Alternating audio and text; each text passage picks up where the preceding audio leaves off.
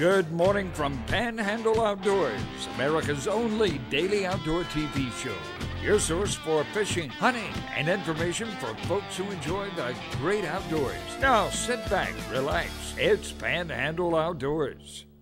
Good morning, folks. Welcome to Panhandle Outdoors. I'm Winston Chester. I'm glad you're here this morning. We've got a great show lined up with a special guest here, but first, our weather. Brought to us by Haney Technical. We're looking at a high day of 57, but a low tonight. 30 degrees here on the coast, into 20s inland for all you folks up there in Bonifay, Mariana, and Bluntstown. Y'all gonna be freezing, so make sure you get some good firewood on the porch before it gets dark.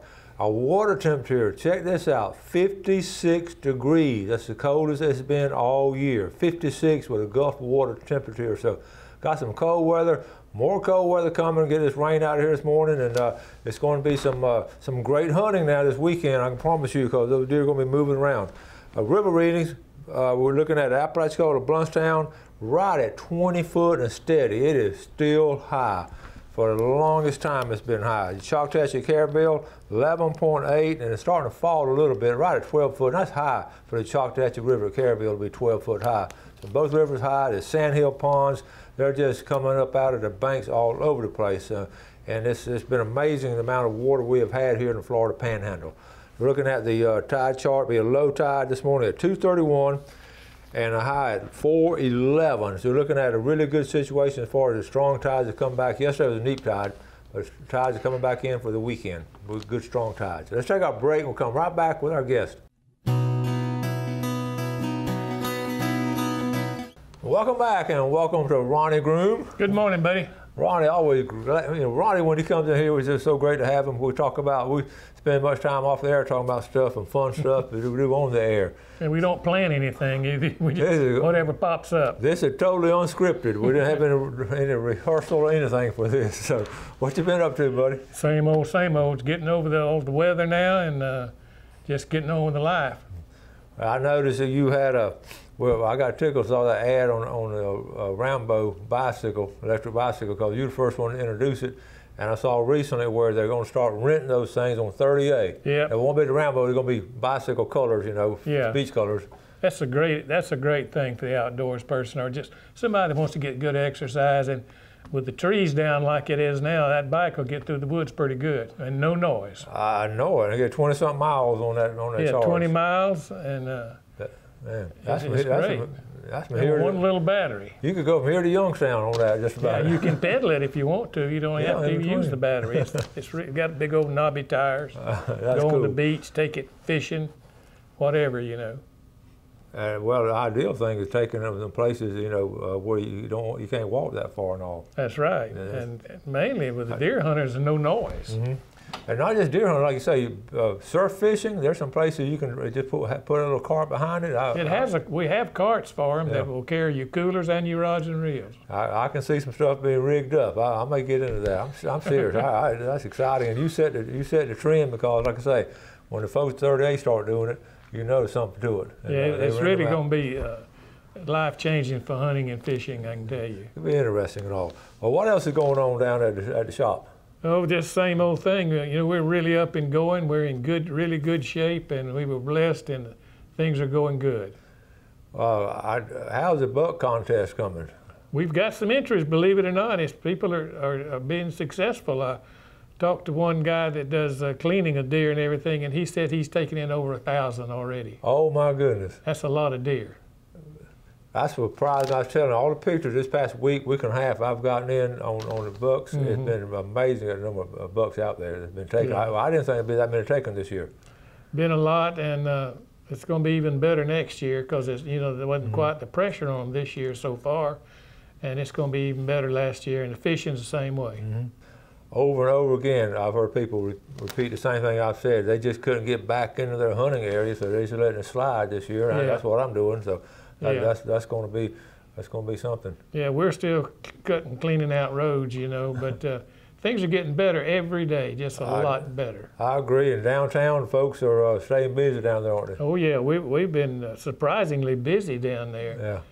Yeah. And looking forward to to the future when it's going to get even better. It's fascinating how people, we all still cleaning up and plus rebuilding, and Yeah. so many segments of people, they sort of getting together on Saturdays and cleaning up the neighborhoods and all, where maybe they got the yards clean, but out in the road and on the side of the road is still messy, and people cleaning up. Yeah, we had a big meeting at our hunting lease last week and worked, and it's amazing how much work you can get done with 8 or 10, 15 people in a hurry. I mean, they jumped on it, and now it's time to get back to enjoying it and get over this storm and get back to going. I agree, and you're right. When you get a group of people together, and especially get a tractor or two in there, or Yes, or get a chainsaw in there, Yeah. you get some work done. Yes, sir. It's and it's a fun. lot of fun, It's too. fun. It really That's is. what it's all about. You're exactly right and all. Well, I was looking, you sent me this picture last week. I want to bring it back up of your daughter-in-law taking this big buck, and it was fascinating because you told me that they built. Tell us about building the gun first of all. Okay. This is my son Brad's wife Becky, and she's really a deer hunter, but she hadn't had any luck yet. She's been hunting several years, so now she's back in. She got out, and I invited her down, and she took her and her husband out, and we put her on this nice 8-point deer. And if you notice that gun that she's got, it's an AR gun. It's a 300 Blackout. It's a good deer weapon. And she got the components herself and built that gun from scratch. Built that gun. She built it, and she's a dead shot. The deer she shot, that's when he went maybe 5 yards, but I mean he went down. Wow, that I'm telling you, it adds icing on the cake to be able to build the gun and then take a big buck with it. Yes, sir. So She wouldn't hunt with anything else, I guarantee you. That's just Becky. That's a great job right there. Now I know you're proud of that and all. Got one or two more pictures. We always encouraging young people, folks to take their kids out and all. Here's a J.R. Williamson, my 11-year-old daughter's first deer. Now isn't that special? That's right there? cute. Yes, sir, Your buddy. first deer. So we go from all different runs the gamut here. Mike Kimmons, Samantha pulled it off. This is her first buck. These little girls now. The three pictures I've just shown are all females getting deer and all, but that's some good pine woods behind her and some good job right there. And Look how straight those pines are. I know, that was up in the county somewhere, I believe. It's not right here on the coastline. Let's take a break. We'll come back with Ronnie.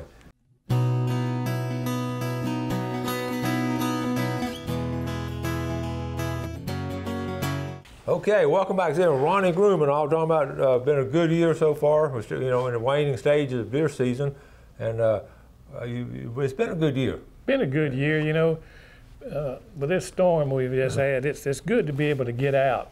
It's we got a lot to do and it's hard, but we need to get out once in a while. And just enjoy yourself. I know, and this group of folks called the Quality Deer Management Association, QDEMA. Yeah.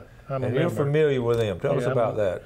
It's just an organization to improve deer hunting and protect deer hunting as a sport, and it's done by very intelligent people, game biologists and that type person, and it's really a good thing. Sent out this magazine, and I was just fascinated. I'm a member also, and I'm fascinated all the different organizations and all of this. This magazine is a quality magazine. It's scientific. It's done by people, and it's all you can read all about how to plant food plots. Just so many tips, how to clean deer, recipes for deer and archery. It covers everything in here. Yeah, black powder, everything. The food plot information. I mean, that's what's been researched. Valuable. That's how they've researched so much and all. But so we're going to have those folks on. The regional director is a friend of Ronnie's and been down there. He's going to come on the show one day. He's real busy too, but we'll get him on the show. One thing they push says there's no such thing as a trash deer. What makes good deer is good food and taking care of them and feed them and how you manage them. Mm-hmm. And they've proven that taking out deer that you think's not a good deer will not improve your deer herd. Okay. And there was an article in this book about that too, and it's very interesting. About culling, about culling that won't do it all. Yeah, cull deer, and, I know we talk about taking quality deer and all, but it's those small deer and all, I mean, genetics is still going to be there. Yeah. And no matter what. Yeah. Good food, good habitat. good management. We're gonna get some more pictures. We always talk about taking young folks and all outdoors. Yeah. And do you still see a lot of people doing that? Oh yeah. That if you get into that, and I really do that, it's more rewarding than killing a big buck to me. Okay, let's pull out some of these pictures. This is Patty Kelly right here. This is a nice buck right here. Patty Kelly. How old would you guess that deer would be? It looks like 3.5, maybe even 4.5. 3.5 years. All right, and then we got Hunter Ray, the Ray family over there. This is over here in South Walton, folks. You think there's no deer in South Walton, but look, Hunter, it's a public land hunting. He shot this on public land.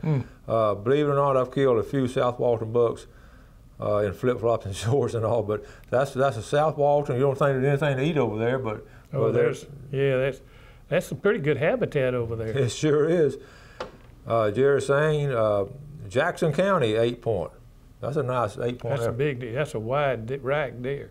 Nice one there. That's really good. Jackson County got some fine bucks up there.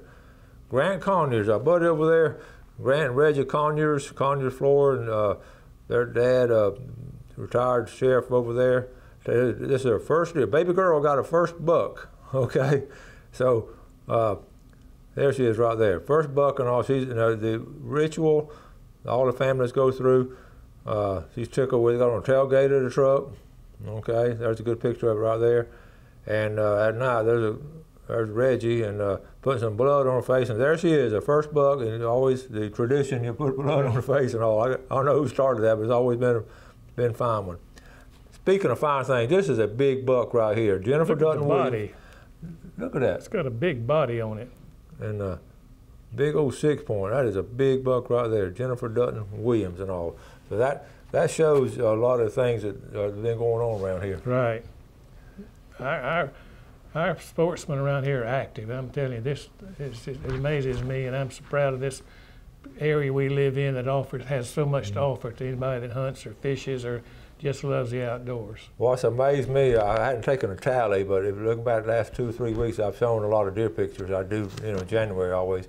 But I think I've shown as many girl pictures or female pictures as I have from guys. That's a great part. Right here, I did the same thing today. Yeah. Little girls doing it and guys. And that's great, go together.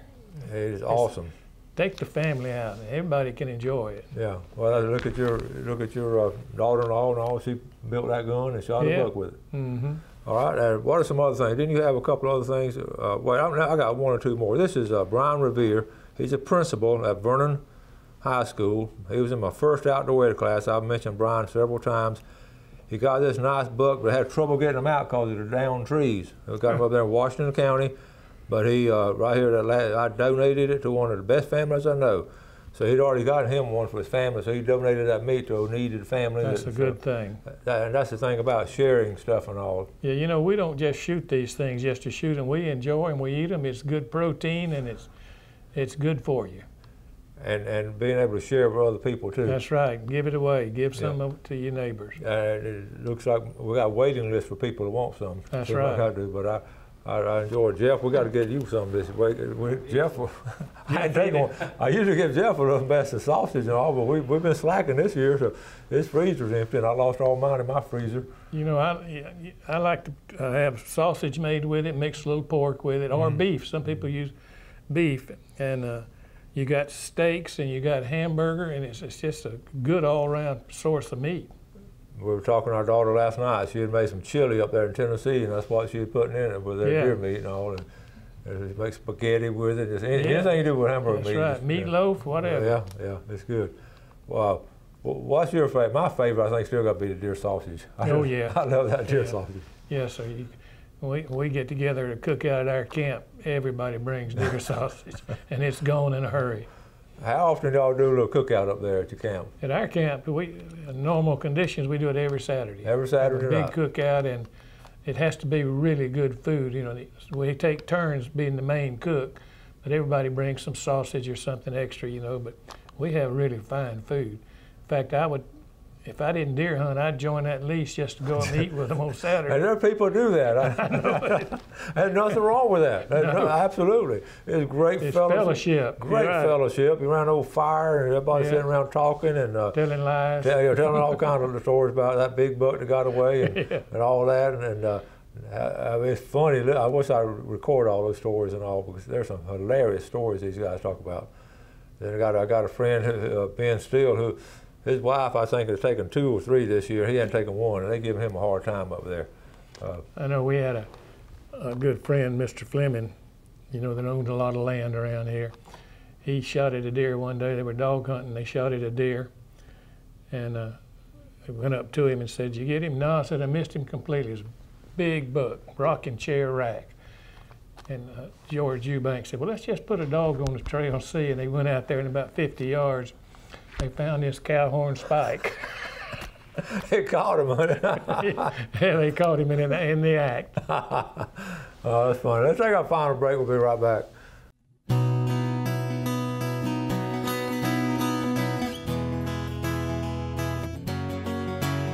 All right, welcome back. Taking a look at our fishing game times today, brought to us by Blue Water Outriggers down in Port St. Joe, 7:01 to 9:01 this morning, and tonight, 7:25 to 9:25.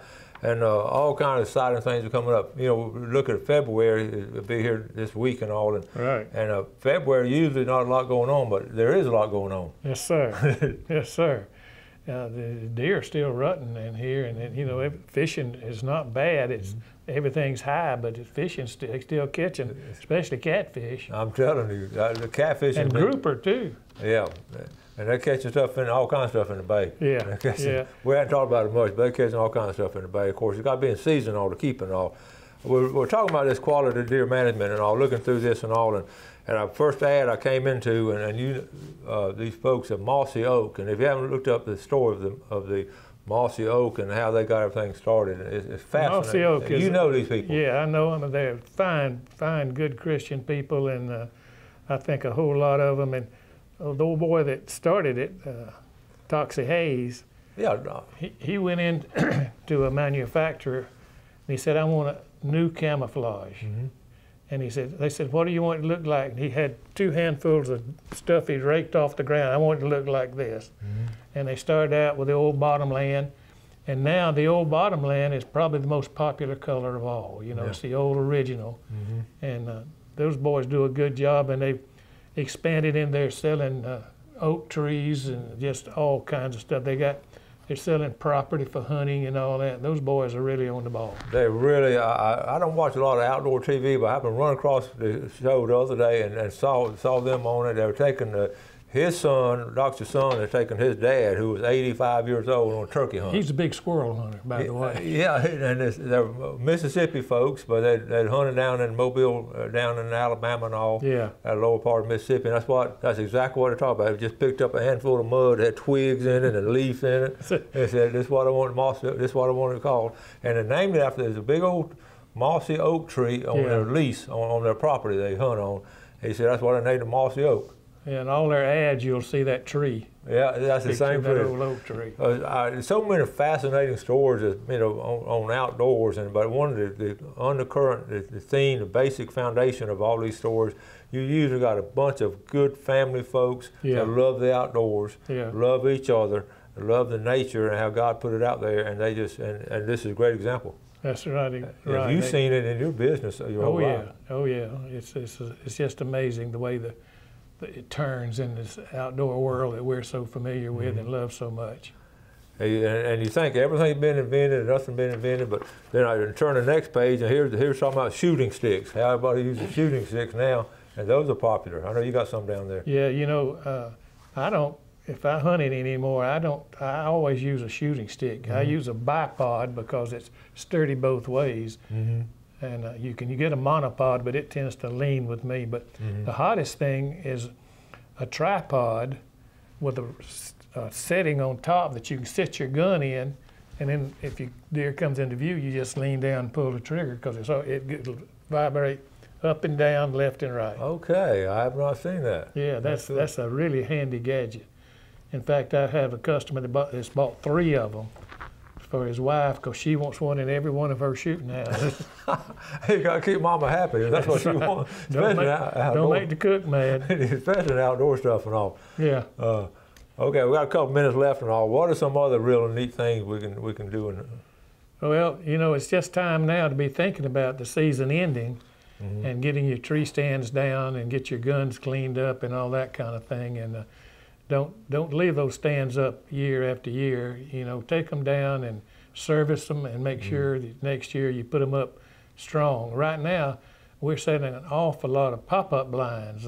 Pop-up because there's not a lot of trees, and if you find a good tree, it's probably not in a good place. Yeah. So these pop-up blinds are really popular now, and they're so good. You can get them for one person, for two person, three, or whatever, you know. And you got protection from the wind and the rain, and it's really a good thing. Again, that was something several years back was not all that popular, but they sort of kept growing in popularity, and because of the versatility. And the prices come way down on them too, you know, because everybody's making them, so that's a good thing. But particularly if you're taking a youngster or something, a pop-up blind is nice if it's cold or rainy or something, you know. Plus they're going to be fidgeting around everything. You want them to have a good experience the first time, because if they don't, boy, they'll frown on you. I know. So that's important. But you can see by the pictures we show, there've been a lot of young folks been taking outdoors and all. Young folks and women and young ladies, you know, that's great. Well, like I say, we got February coming up. We got sheephead fishing coming up. And, I used to love that. I remember you used to do a lot of that. Oh yeah, those hard mouth thing. It's hard to catch. I mean, they'll get you bait, and you won't know it. And back then, y'all didn't really have a limit. There wasn't much of a limit back in those days, were there? Back in the old days, you know, it was pretty much open. Yeah. The toughest thing on the sheephead was trying to clean that thing. Oh yeah. They're hard to clean. And let me tell you, don't let him bite you. I was on a spearfishing trip one time, and a guy speared one, and he got the guy's leg and bit a chunk out of it, and they had to fly a helicopter out there and take him into the doctor.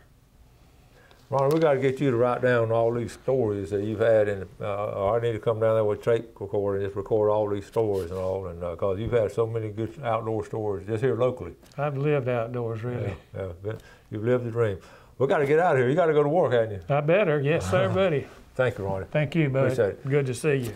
Thank y'all for watching Panhandle Outdoors. This is part of our tradition here in Florida Panhandle. Folks like Ronnie Groom and so many of us just love the outdoors, including you. So if you do something good for your fellow man today, you have a great day, and God bless.